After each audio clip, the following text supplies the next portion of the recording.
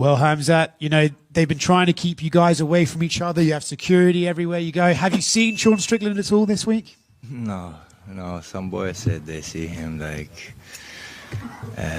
running away from hotel fast after the media. The guy who said he gonna shoot me, he gonna do this, that, and I don't know why he's still at the other hotels. And he was thinking no one gonna control me. And the guy is not here. We control this guy.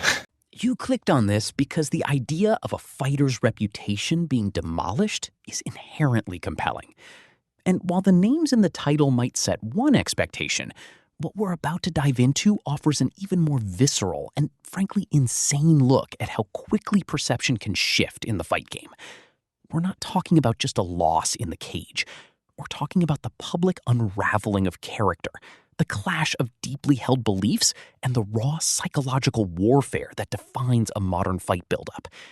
These moments, often hidden behind the headlines, are where reputations are truly forged or shattered, revealing the true nature of combatants.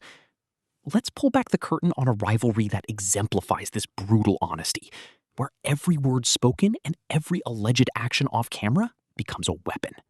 Because he's saying I spar only weak people, and on the video we spar easy, just touch sparring. It's not 100% like usually I do. Because he said he doesn't want to spar hard. And when I started his hard, he was coaching Coach Eric, this guy is starting to punch hard. He had some problems with his coach Eric too, because I punched him hard. And he was always calling him can you stop this guy? Here, Khamzat is directly challenging Sean's narrative about their sparring. It's a classic move. Discredit the source to dismantle the story by claiming Strickland was the one who didn't want hard sparring and even had issues with his own coach when Khamzat ramped up the intensity. Chimaev is subtly painting Strickland as less tough than he portrays. This isn't just about a sparring clip. It's about controlling the narrative, questioning a fighter's courage and honesty, which are bedrock components of their fighting reputation. If Sean is seen as fabricating or exaggerating the truth, his entire tough guy persona begins to chip away or to silence Sean. What did you say? Is it more important to you to win this title and defend the belt, or is it more important to you to beat Sean Strickland?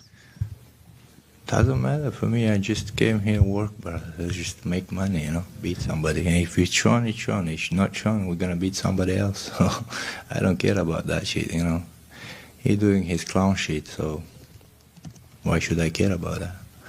And if he's gonna come the belt, if God wills, we're gonna have this Saturday the belt and go back home. Just be happy. This segment offers a crucial insight into Khamzat's psychological approach. He's framing the fight with Strickland as purely transactional. Just came here to work, make money. By dismissing Sean's clown shit and his own personal investment in silencing him, Khamzat is attempting to elevate himself above the personal animosity, portraying a level of professional detachment that arguably makes him appear more formidable. This stance subtly diminishes Strickland's perceived importance in Khamzat's career trajectory, suggesting Sean is merely a stepping stone, not a significant challenge to his reputation or legacy. It's a power play designed to frustrate and devalue his opponent's personal attacks. Fight, or are the big things only at light heavyweight? I don't think so, but still Sean, not big thing for me, because the guy I beat before, I did all 5 rounds. I took from guy I win all 5 rounds and with Duplessis, and he beats him twice, bro. If I stay there, if I beat Sean, then Imamo getting beat on Sean. So what's the point? We just going like Russian roulette, just roll?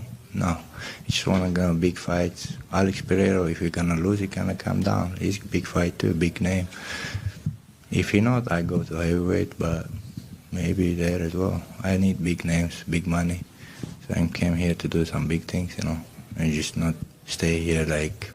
Khamzat's ambitions are clearly set far beyond the middleweight division, and this declaration effectively casts Sean Strickland as an insignificant hurdle in his grand plan. When a fighter explicitly states that his current opponent isn't a big thing and that he's eyeing champions in higher weight classes like Alex Pereira, It's a direct assault on the opponent's standing. It implies that beating Strickland adds little to Khamzat's legend, diminishing the magnitude of the fight itself. This isn't about skill. It's about the psychological impact of being told you're not important, a blow that can subtly but significantly damage a fighter's reputation as a top-tier threat. What is it like being the leader of these guys, and what is it like training and bringing up these young guys from Chechnya? I don't try to be a leader of anyone, just all of us has some instincts like alpha wolf, so just good to be with them, good energy. The guy is crazy, talented, hard workers, like me, so that's why I'm happy to work with them and be with them, help them, they help me, yeah. You've had Khalil Roundtree with you for this entire camp. He said that if you moved up to light heavyweight, it'd be an issue. What is it like to kind of have been training with him and get that praise from him that if you were to move up to light heavyweight, he thinks you'd kind of just beat everyone up? No, I'm never gonna fight Khalil, but I can fight. If I'm brother with you, I'm real brother. I don't do that bullshit things like Sean does, You call your brother one day and second day he fights you, and this is I can't do that shit, I want to be real. This clip reveals a core tenet of Khamzat's personal code: loyalty. His firm stance against fighting brothers like Khalil Roundtree, contrasting it with shitty things that some fighters do, showcases a profound emphasis on personal relationships over professional gain. In a sport often defined by ruthless ambition, this commitment to being real with his inner circle adds a unique dimension to his reputation. It humanizes him while simultaneously underscoring a different kind of strength, an unshakable moral compass that dictates his actions outside the cage. This challenges the typical anybody, anytime fighter mentality and reveals a deeper, perhaps more traditional set of values. This is kind of happening. Do you think it's necessary? No, for me, it's just no problem. I'm from Chechnya, and in Chechnya, in every 100 meters, I see military with the Kalashnikov, so I don't care about how much security, how much these people around here, so it's for Sean's safety, No, I mean, obviously, yes, this is not to the high degree of that, but is it just kind of funny that they're doing something a little different this week than normal? Or, I mean, do you get why the UFC is doing it? Khamzat's casual dismissal of the heightened security is an incredible display of psychological warfare. By invoking his upbringing in Chechnya, where military presence is ubiquitous, he implicitly frames the UFC's security measures as almost quaint, something he's accustomed to on a far grander scale. But the real reputation-demolishing blow comes with his assertion that the security is for Sean's safety. This isn't just a dig. It's an open declaration that he sees Strickland as the unstable, insecure party, incapable of controlling himself. It flips the narrative, making Strickland seem like the unpredictable element who needs protection from Khamzat, rather than the other way around. Trash talk has been said between the two of you, specifically from Shan's side. Trash talk that's been said between the two of you, specifically from Sean's side. Are you looking to punish him and really just maul him for 25 minutes, just like you did with the former champ, or are you looking to finish this quick? What's the approach to the fight? Я ничего не планирую особо. Сейчас планирую просто подраться, и что там получится, то и получится. Буду идти в бой, как всегда я иду.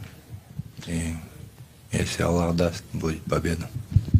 I'm not planning anything specifically. It's going to happen the way it's going to happen. I'm going to approach the fight the way I always approach the fight. I'm going to come out ready, and with God's help, with Allah's help, we'll see what happens. Khamzat's response to his fight strategy reveals a fascinating blend of confidence and spiritual surrender. He states he's not planning anything specifically, trusting that it's going to happen the way it's going to happen, with Allah's help. This isn't complacency.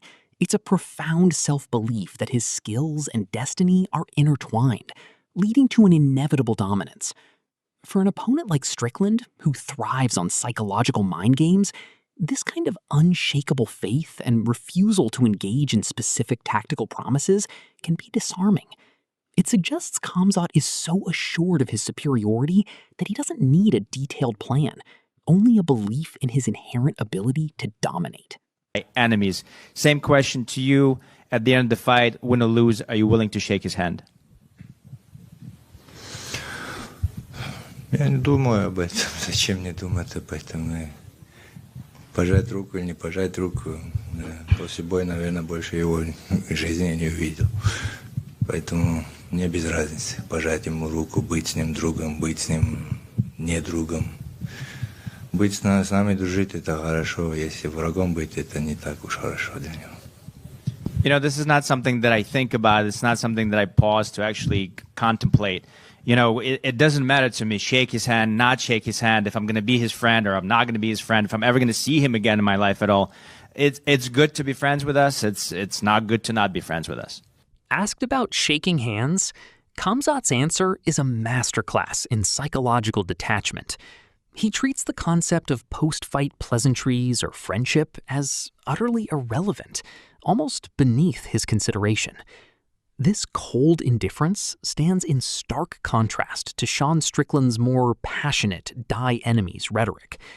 By refusing to give any emotional weight to the handshake, Khamzat again diminishes the personal aspect of the rivalry, reducing it to a mere professional engagement. It's a subtle but potent way to undermine Strickland's intensity, presenting himself as unbothered. To your left. A lot of the rumors about you and Sean sparring is that you were able to submit him in the gym. No one has ever attempted a submission on Sean Strickland in a UFC fight. How do you think he's going to react when you try to submit him in the cage? Who he fought, kind of me. I don't know. I never seen some good wrestlers. Think about it. Imagine DDP takes him down like 10 times. And if I try to take somebody down, there is a lot. This exchange directly challenges Sean Strickland's grappling reputation, or lack thereof. The reporter's setup highlights the unique stat that no one has ever attempted a submission on Strickland in the UFC, implying a certain defensive prowess. However, Khamzat's dismissive response, who he fought, kind of me, I don't know, I've never seen some good wrestlers, is a sharp cutting remark. He implies that Strickland simply hasn't faced grapplers of his caliber, effectively minimizing all of Sean's previous opponents, and by extension, Strickland's own perceived invincibility against submissions. It's a calculated jab aimed at dismantling Sean's grappling credibility before the fight even begins. Oh, God. You know, it's funny. That's what led to me calling him out. Was it like, how long was the clip? 23 seconds. Like 23. And like, what a little dirty bastard. You post a light sparring. I'm going to take the hat off before they cut me. I try not to represent Monster on any press conference where I say something racist or based, as they would say. Statistics, man. It's so weird how there's a racist these days. I don't know a lot of terrorists, but normally they're yelling Allah Akbar. But no, anyways, man. But like that's what I'm talking about. Like the guy's just a little fucking rat, dude. One, I didn't even know we were filming. Those are our warm up rounds. It's like, dude, you're just a weak man. You're just a weak man. I mean, wouldn't you take that, a weak man? This is Sean Strickland in his most unfiltered form. And it's a prime example of reputation demolition, both of his opponent and arguably of himself in some eyes. His furious reaction to the light sparring clip, immediately branding Khamzat a blank rat and a weak man, is a desperate attempt to reclaim the narrative. By framing the footage as warm-up rounds and accusing Khamzat of deceptive editing, he tries to protect his own perceived toughness. Yet his tangent into controversial jokes about religion and terrorism, attempting humor, risks damaging his own reputation for professionalism, and for some, basic human decency. It's a double-edged sword of public perception. Man. I mean, wouldn't you take that, a weak man? I kind of, to be honest, I didn't think there was a lot in the clip. Yeah, but it's also like, what is the point? You were light sparring and you show like, I mean, those shorts a little questionable on my part, you know? I mean, but they were Amazon, you know? Yeah. It was a bad angle for you. Yeah, it was bad. It was a bad angle. It was a bad angle. But, you know, I mean, hey, I like women. He likes goats. I win there. Did you guys spar more than that, or was that the only round that you guys ever did? No, we actually only did we did one. We've only sparred once, and we did a I think it was 3-round spar. Strickland's follow-up on the sparring clip is a fascinating blend of self-deprecation and veiled cultural digs. His admission about the questionable shorts and bad angle attempts to diffuse the situation with humor, showing a self-awareness often absent in his rants. However, the quick pivot to "I like women, he likes goats" is a clear, crude, and deeply problematic attempt to delegitimize Khamzat and his cultural background. This isn't just trash talk. It's a severe breach of respect that, while intended to demolish Khamzat's reputation, could very well backfire, reflecting poorly on Strickland himself and his capacity for basic sportsmanship. It's a risky play for public opinion. Do you get the impression that if you can't get this done, there's no one else in this division who can? You know, hopefully guys are learning how to wrestle these days. It's just really hard, dude. When you're dealing with that kind of like Chechen style of leg humping, it's like unless you've experienced it before, it's something it's hard to train for, you know, because they just get on your leg and they just fucking hold on for dear life. They don't really. It's hard to experience unless you train with these guys. I've trained with these guys forever, so I kind of know what it's like. Here, Strickland offers a rare moment of technical breakdown wrapped in his characteristic bluntness. His description of Chechen-style leg humping as hard to train for acknowledges the unique challenge Khamzat presents, even as he attempts to diminish the aesthetic of the style. This isn't just about strategy. It's about setting expectations for the fight by emphasizing its unfamiliarity and the difficulty in preparing for it. Strickland is subtly building an alibi should the fight go poorly, suggesting the style itself is unconventional, rather than his own grappling being deficient. It's a preemptive move to manage his reputation, regardless of the outcome. Oh, I know how it got started. He said like something about jumping me. He made a joke about like all my friends would jump you.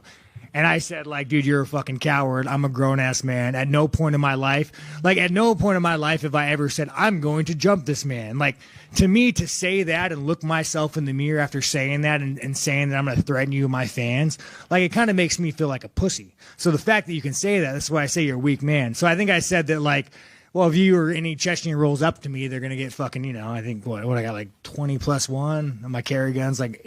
This segment is Sean Strickland at his most raw and volatile, directly addressing the genesis of the animosity.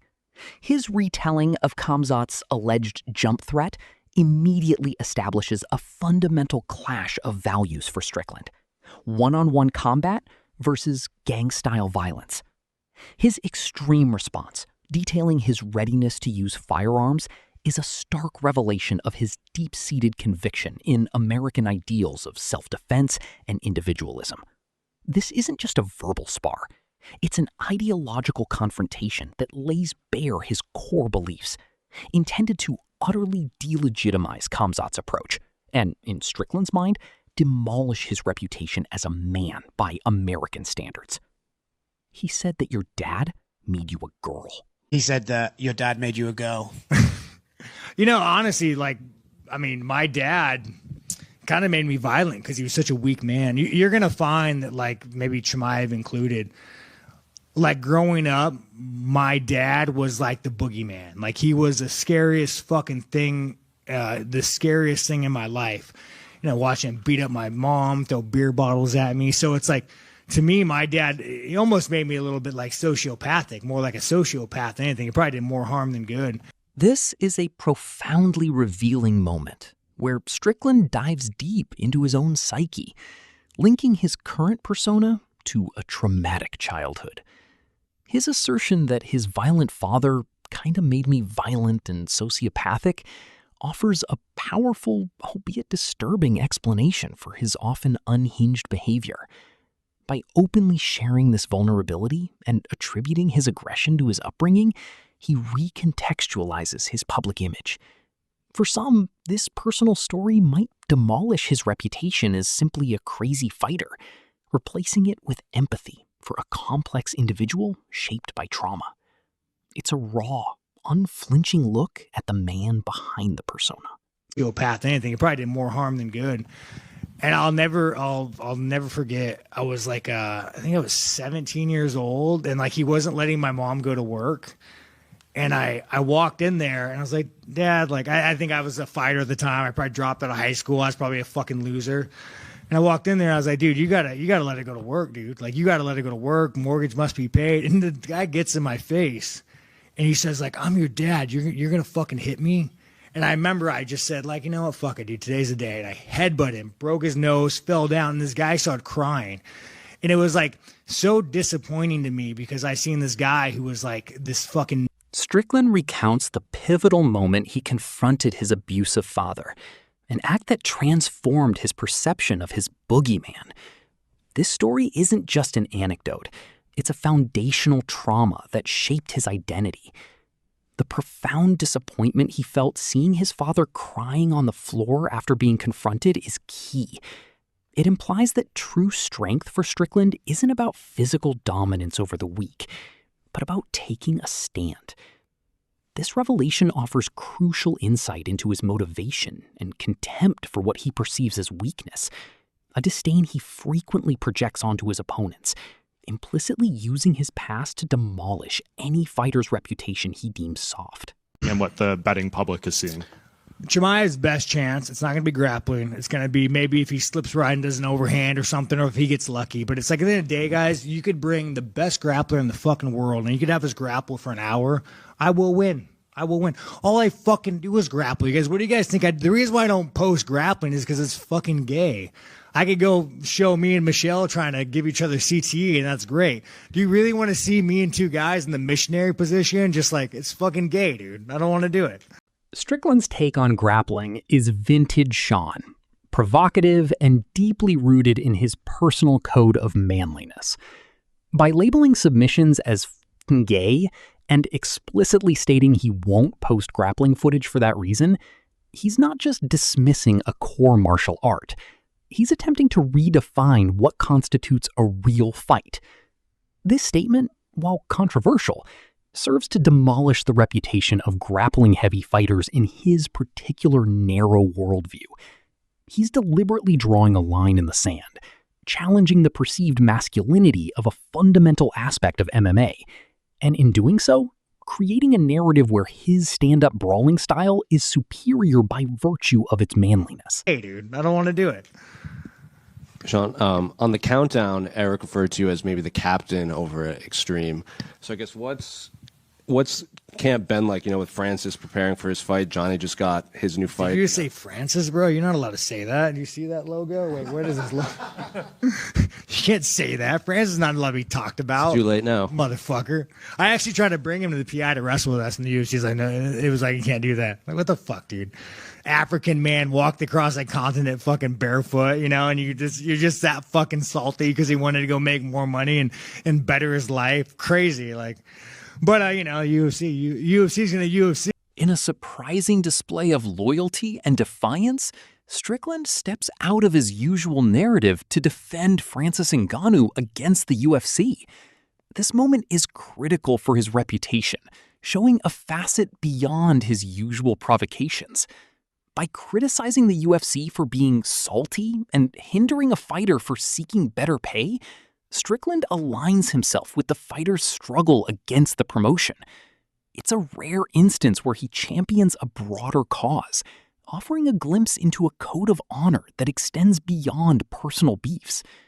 This could either bolster his reputation as a principled, albeit crude, advocate for fighters, or simply be another layer of his unpredictable anti-establishment persona.